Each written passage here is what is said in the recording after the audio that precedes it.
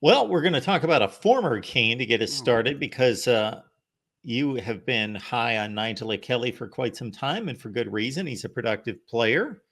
Do yeah. we have any reason to know why he has chosen to move on besides always have to think first and foremost NIL?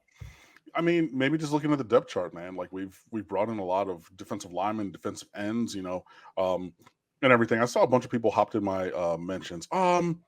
Geez, I gotta open this up. It was one of our frequent commenters, actually. Um, I'm scrolling. Kylo Ren, Miami Hurricane. Said loved him, but Lightfoot must be ready, more ready than anticipated. I don't know about that, but like it's number one is possible. Number two, like you're just looking around, like, hey man, where are these snaps going to go? Like he had elevated himself to the starting, defensive line last year. Like I said, he was going to take capital T, capital L, the leap. He was primed and poised for that. He's just a shade under 6'6", probably about 250. Well, no, I think he's more in the. I think somebody said 266, but he's like 6'4", 6'4.5", like 255, 260, like all the physical tools in the world, long wingspan and everything. But yeah, got injured, and then it can be tough to come back from that, and it can also be tough to get your spot back because especially when it's not in a professional setting where it's just like, oh, we've built this organization around you and we're compensating you at such a level, like in so many words, and it's kind of, I mean, take it back to elementary school, move your feet, lose your seat. And, I think there's a measure of that going on. And, I have not been tweeting as much from the State of the U Twitter account, but I did hop on there to quote tweet Gabby's tweet saying that Nyjalik was leaving, and I had to invoke the spirit of Ed Reed. Hurt dog. Don't ask me if I'm all right, because like one of my favorite players on the team, like y'all, I am not saying that I know I can get on here and be pragmatic. Like if I write the good, the bad, and the ugly, like I come at it from an analytical standpoint. I'm an emotional person, man. Like I love the team. I still have favorite players, and everything. And Nyjalik Kelly was one of them. But like with everybody else, wish him well in wherever he lands. I think that he's still a Power 5 player. Maybe a fresh start would be good. Sometimes that happens in many situations. But yeah, I really do wish him the best. Elsewhere.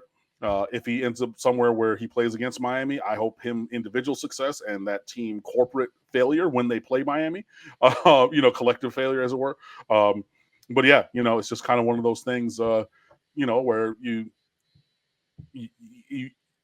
it's the nature of building a roster. You're going to get some in, you're going to lose some out, and unfortunately, he's one of my favorite players. But yeah, hopefully he's able to get healthy and fashion himself a decent career elsewhere.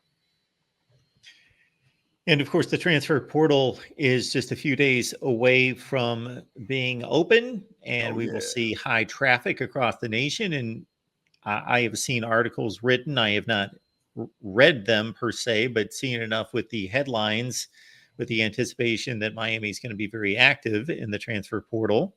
Falconer, thank you so much, sir. We appreciate you. A fan portal where we can eject fair weather fans. I don't know that we have. I mean, like, who's a fair weather Miami fan at this point? Like, when was the weather fair other than like those couple November nights in 2017, guys? Like, we're still here 10 toes down in all. I know, like, they say it in Gainesville, but like through all kinds of weather, man. Like, like it. Okay, so I won't use their thing. There's a famous march, I believe it's by John Philip Sousa. In storm and sunshine is the Hurricanes, bro. Like, it has been cloudy days in terms of performance on this field for a good long time. Who is fair weather? Who is just randomly picking Miami because they're good? You know what I mean? Like, that's not a thing. But if there are people of this ilk, yeah, maybe they can go. And I did see somebody on Twitter saying that he was personally going to write the entire Hurricanes program off if Jakari Harris was not the backup quarterback, and he didn't even want to bring in Cam Ward, and like this is setting everything back and blah blah. And I'm like, whose man's is this? Like, where are you coming from?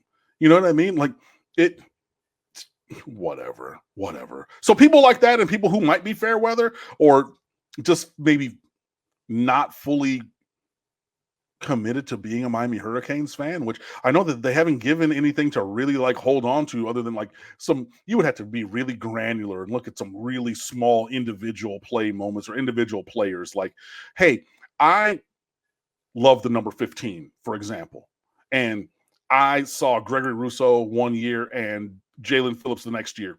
And both those guys were incredible and everything. And they wore 15, and I'm from Boca, and boom. If it's something like super, infinitesimal like that, maybe. But like in terms of just like turning on the TV every week and being like, oh, it's not like when I was in college in 2000, when literally every week we're like, yo, it doesn't really matter who we're going to play because we're going to win. And from the second game my freshman year against Washington out there, all the way until Connor Barth on that goddamn Thursday night my senior year, we won every week. Like, it was not even a consideration. We haven't had that. So, like, how are you being a fair weather? Like, what are you? Is it the number 15 thing? Are you just like, I love safeties from South Florida. So I latched on to Jaquan Johnson and then Sheldrick Redwine and then,